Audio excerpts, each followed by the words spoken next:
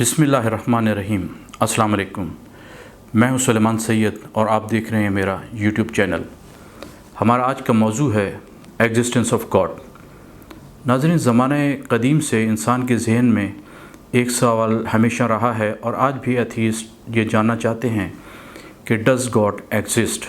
इसी तरह के बहुत से सवालात कि कायनात कैसे वजूद में आई, लाइफ की बिगनिंग कैसे हुई, मरने के बाद क्या होता है, what is the composition of universe, और इस तरह के बहुत से सवालात जो साइंस देने से कासिर है, जिसको फ़िलासफ़िकल और रिलीजियस पॉइंट ऑफ व्यू से तो बयान किया जा सकता है लेकिन साइंटिफिकली प्रूफ नहीं किया जा सकता। Basically science deals with matter और एक्सप्लिसिट नॉलेज जो है, जिसमें डाटा कन्वर्शन, डाटा वर्ड्स जिसको आप ट्रांसमिट कर सकते हैं, सेव कर सकते हैं, रिकॉर्ड कर सकते हैं, उसके ज़रिए ये जो मैटर से रिलेटेड मैटर्स हैं उनको डील किया जाता है। नॉलेज की 4 किस्में हैं: परसेप्शन, इंटेलेक्ट, इंट्यूशन और रिवेलेशन। रिवेलेशन का ताल्लुक़ तो मज़हब से है, क्योंकि ये वही की सूरत में अंबिया कराम पे नाजिल होती थी और एथीस्ट लोग डेफिनेटली इसको एक्सेप्ट नहीं करते। परसेप्शन का ताल्लुक़ इंसान के सेंसरी परसेप्शन से है, जिसको हम हवासे खमसा कहते हैं।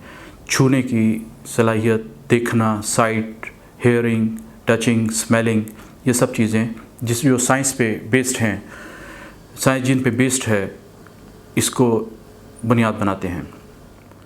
साइंस के पास वो प्रोसेसेस नहीं हैं जिससे गॉड के एग्जिस्टेंस को प्रूव या डिसप्रूव किया जा सके। ये फ़िज़िकल वर्ड से रिलेटेड मैटर्स को सॉल्व करती है।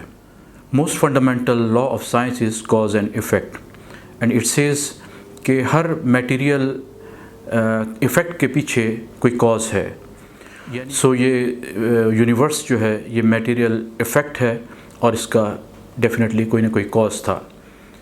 अगर कोई खुदा पे यकीन नहीं रखता तो ये सिंगुलैरिटी क्या थी जो बिग बैंग की सूरत में एक्सप्लोड हुई, और ये सिंगुलैरिटी जो नथिंग से वजूद में आई थी बिग बैंग की सूरत में एक्सप्लोड हुई।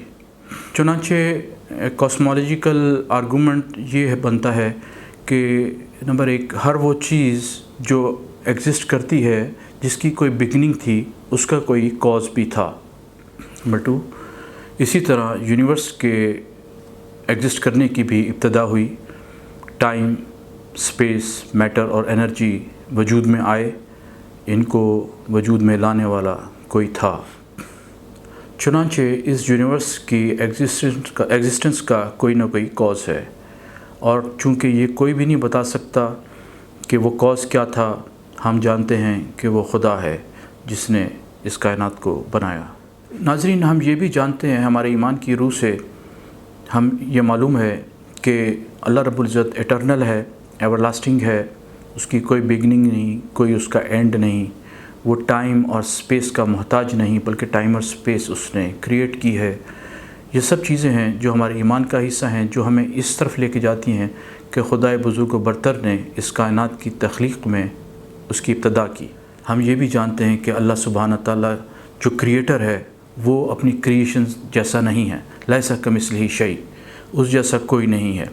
उसको हम ना विजुअलाइज़ कर सकते हैं, ना कंप्रीहेंड कर सकते हैं, ना देख सकते हैं। हम सिर्फ उसको महसूस कर सकते हैं और हम उसको जान सकते हैं।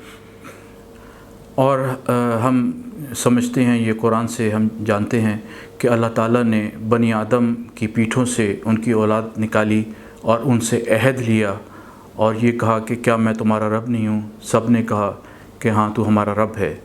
ये इस चीज़ की गवाही के लिए है कि अगर अंबिया कराम जो जिसका सिलसिला ख़त्म हो गया, ख़ातिमुन नबीय्यीन हज़रत मोहम्मद सल्लल्लाहु अलैहि वसल्लम के बाद, कोई शख्स ये ना कह सके, एक इंस्टिंक्ट, एक नेचर में है इंसान की कि वो जानता है कि अल्लाह सुब्हानहू व तआला वजूद रखता है और कोई एक ताकत है जो इस कायनात को चला रही है। कोई एक डिज़ाइनर है जिसने डिज़ाइन किया है इस कायनात को, इस लोगों को, हर चीज़ को, नेचर को, जो चीज़ हम देखते हैं। और अल्लाह ताला फरमाता है कि क्या ये अपने तौर पे ये समझते हैं कि ख़ुद ब खुद पैदा कर दिए गए या अपने तौर पे पैदा किए गए हैं? ऐसा नहीं है।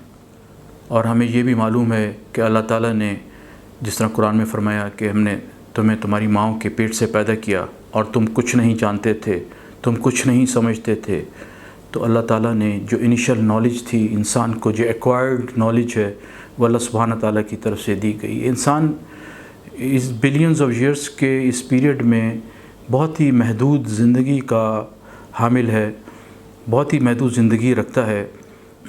ناظرین، ابن عطا اللہ سکندری نے کہا تھا کہ بہت سے لوگ، جن میں بہت سے لوگوں میں فرق ہے، بہت سے لوگ ایسے ہیں جو اللہ تعالیٰ کو اس کی نشانیوں سے، اس کی مخلوق سے، اس کی کریشن سے پہچانتے ہیں، اس کریٹر کو، جبکہ وہ بھی لوگ ہیں جو اللہ کو اللہ سے ہی جانتے ہیں اور اسی کی وجہ سے اپنی مخلوق کو، اس کی مخلوق کو دیکھتے ہیں۔